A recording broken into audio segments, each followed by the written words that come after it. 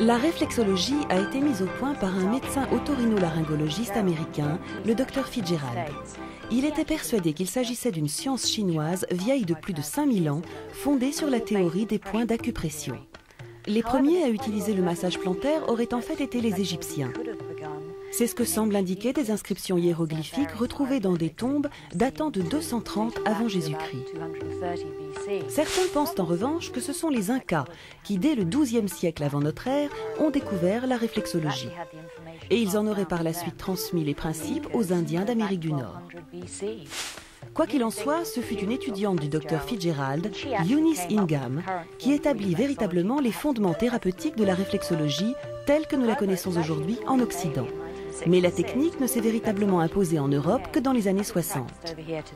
La réflexologie part du principe que les pieds et les mains sont un miroir fidèle de l'intégralité du corps.